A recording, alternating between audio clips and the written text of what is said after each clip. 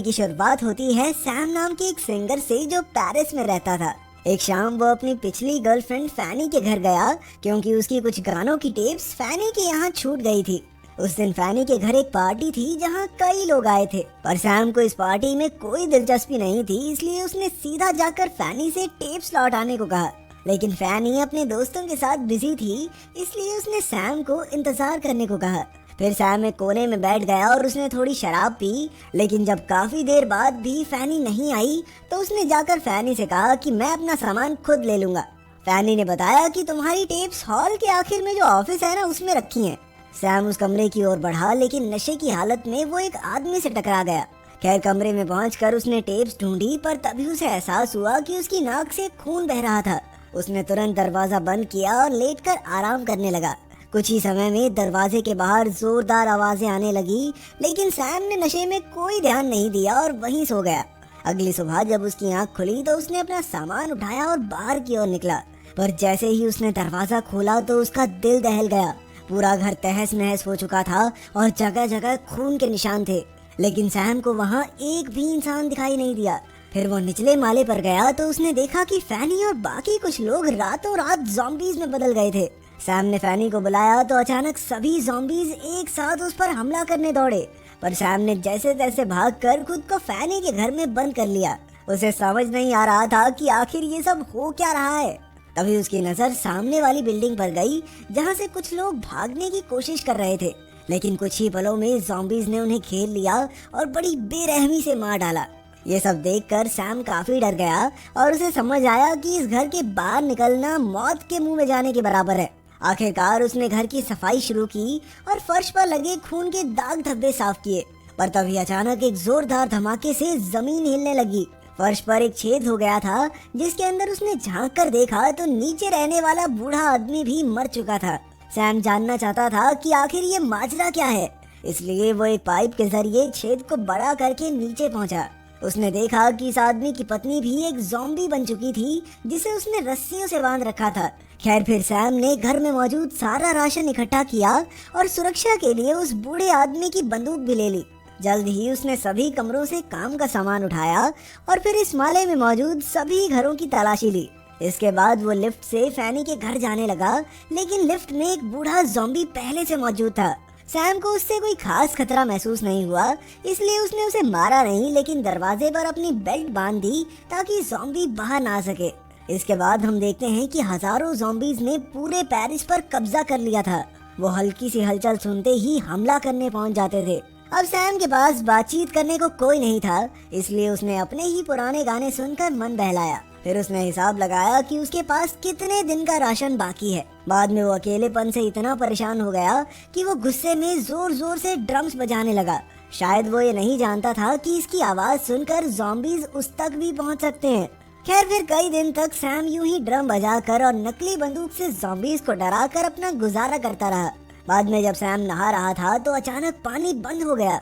अब उसे खुद पानी का जुगाड़ करना था, इसलिए उसने काफी सारे डब्बे, बाल्टियां और बॉटल्स छत पर रखी ताकि अगर बारिश हो तो उनमें पानी इकट्ठा हो जाए। फिर रात को जब वो सो रहा था तो उसने एक भयानक सपना देखा, जिसमें ज़ॉम्बीज उसके कमरे में घुसकर उसे मारने ही वाले थे, और तभी अचानक उसकी आंख खुल गई। खैर जैसे तैसे दिन गुजरे और सैम का अकेलापन उसे अंदर ही अंदर खाने लगा। उसे किसी साथी की जरूरत थी, इसलिए मजबूरन वो लिफ्ट में बंद ज़ॉम्बी से ही बातें करने लगा। उसने इस ज़ॉम्बी का नाम अल्फ्रेड रखा। फिर एक दिन जब वो ज़ॉम्बीज पर निशाने लगा रहा था तो उसे लाशों के बीच एक बिल्ली घूमती हुई नजर आई। अब उसे इस बिल्ली में ही अपना साथी नजर आने लगा और वो तुरंत उसे लेने दरवाजे तक पहुंचा। उसने खाना दिखाकर बिल्ली को बुलाया, लेकिन वो दूसरे रास्ते निकल गई।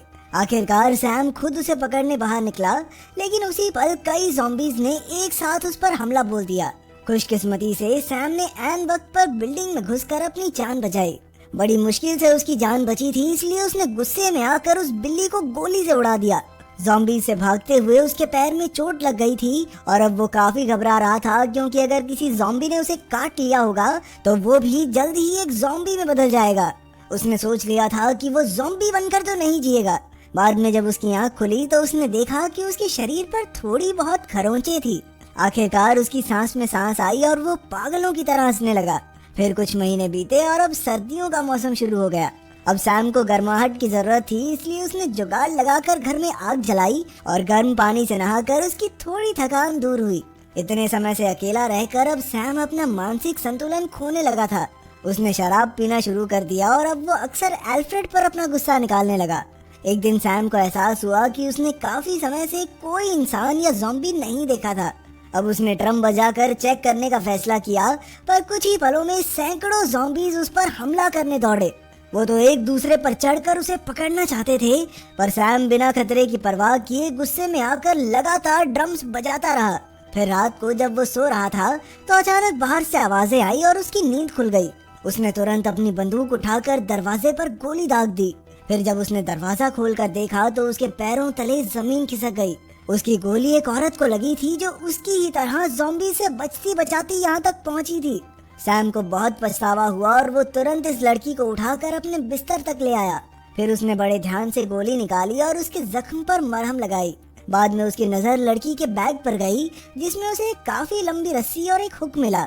तब वो समझा कि ये लड़की रस्सी के जरिए एक छत से कूदकर दूसरी तक पहुंची थी। खैर अगली सुबह जब सैम ने देखा तो वो लड़की धीरे धीरे ठीक हो रही थी।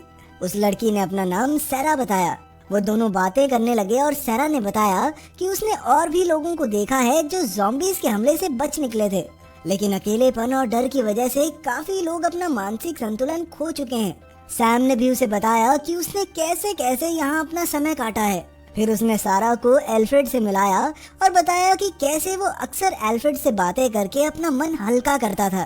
खैर जैसे जैसे समय बीता, सैम और सारा इकट्ठे समय बिताने लगे और एक दूसरे के सुख दुख के साथी बन गए। वो अक्सर मिलकर गाना गाते और साथ में खाना खाते। फिर शाम को सैम एल्फ्रेड से मिलकर उससे अपने दिल की बातें करता। कुछ दिन बाद उसने राशन का हिसाब लगाया तो पता चला कि राशन जल्द ही खत्म होने वाला है। आखिरकार वो बिल्डिंग के सबसे निचले घर तक पहुंचा, जहां कई ज़ॉम्बीज रहते थे। सैम ने दरवाजे में एक छेद किया और फिर अपनी बंदूक के जरिए सभी ज़ॉम्बीज को मौत के घाट उतार दिया। इसके बाद वो अंदर घुसा और उसे जो भी राशन दिखा उसे उठाकर अपने साथ घर ले आया।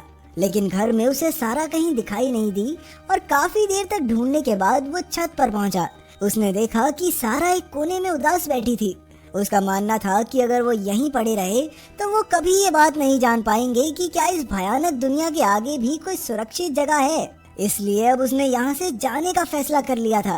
सैम ने उसे रोकने की बहुत कोशिश की, लेकिन सारा अपना मन बना चुकी थी। सारा ने उसे कहा भी कि अगर तुम यहाँ से नहीं निकले तो या तो मारे जाओगे या फिर पागल हो जाओगे, पर सैम उसकी बात अनसुनी करके गुस्से में वहाँ से चला गया।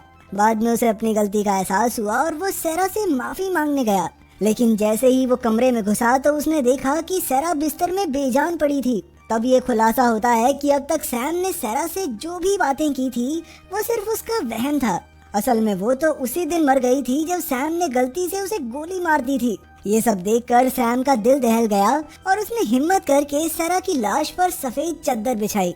इसके बाद उसने सारा का बैग खोला तो उसे कैमरा मिला जिसमें सारा के परिवार की तस्वीर थी। आखिरकार सैम ने सारा की सलाह मानने का फैसला किया और इस बिल्डिंग से निकलने की तैयारी करने लगा। निकलने से पहले उसने अपनी सारी गानों की टेप्स जला दी और अपनी पूरी जिंदगी को अलविदा कहा। इसके बाद उसने एल्फ्रेड को भी रिहा कर दिया और वो भागकर एक घर में छुप गया, जिसके बाद सैम ने उसे बाहर से बंद कर दिया। लेकिन जल्द ही जलती टेप्स के धुएं से बिल्डिंग का फायर अलार्म बजने लगा और उसकी आवाज सुनकर सैकड़ों ज़ॉम्बीज ने घर पर हमला कर दिया। वो दरवाजा तोड़कर जबरदस्ती अंदर घुस आए। सैम ने उनमें से कुछ को तो मार डाला, लेकिन वो इतने सारे ज़ॉम्बीज का सामना नहीं कर पाया। अब उसके पास कोई चारा नहीं था, इसलिए वो लिफ्ट की सलाखों से ऊपर चढ़ता हुआ छत तक आ पहुंचा। लेकिन एक ज़ॉम्बी भी उसके पीछे यहाँ तक आ गया था। तब सैम ने एक पत्थर से मारकर उसे हटाया और जैसे तैसे छत पर पहुंचा। आखिरकार उसने सामने वाली बिल्डिंग पर रस्सी फेंक कर अटकाई और उसके सहारे कूद पड़ा। लेकिन जैसे ही उसने गली पार की, वो सीधा बिल्डिंग की दीवार से टकरा कर हवा में ही बेहोश हो गया। कुछ पलों बाद जब उसे होश आया तो उसने अपनी पूरी ताकत जुटाई और जैसे तैसे छत पर चढ़ गया। यहाँ से उसने पूरे पेरिस का नज़ारा देखा और तब तक आगे बढ़ते रहने का फैसला किया जब तक वो अपनी तरह और इंसानों को नहीं ढूंढ लेता।